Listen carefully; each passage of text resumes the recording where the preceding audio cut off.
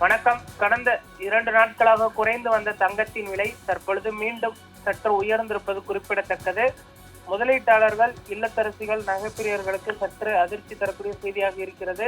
தொடர்ந்து தங்கத்தின் விலை எப்பொழுது ஏறும் குறையும் என்று தெரியாத ஒரு சூழல் தான் தற்பொழுது நிலவி கொண்டிருக்கிறது. சென்னையில் 22 கேரட் ஆபரண தங்கம் கிராமுக்கு 80, சவரனுக்கு 640 உயர்ந்து 1 கிராம் தங்கம் 14,030 ரூபாய்க்கு விற்பனையாகிறது.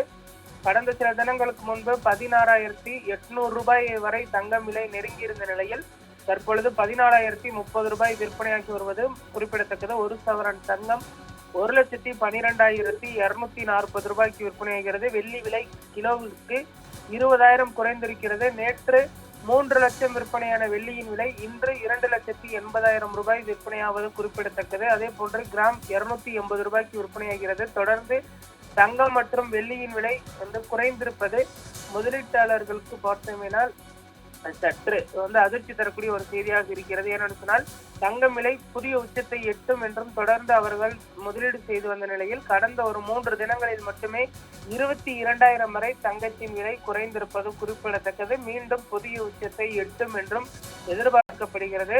அதே போன்று தங்கத்தின் விலை 4%, வெள்ளியின் விலை 8% பார்த்தோமேனால் அதிகரிக்கும் என்றும் எதிர்பார்க்கப்படுவது குறிப்பிடத்தக்கது.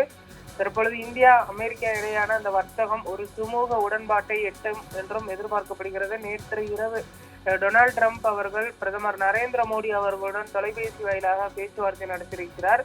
இதனால் வரக்கூடிய காலங்களில் தங்கம் மற்றும் இந்த வெள்ளியின் விலை சற்று குறைவதற்கு வாய்ப்பு இருப்பதா என்பதனை பொறுத்திருந்துதான் பார்க்க வேண்டும். ஆனால் விற்பனையாளர்களை பொறுத்தவரை தங்கம் விலை புதிய உச்சத்தை எட்டும் என்றும் சொல்கிறார்கள்.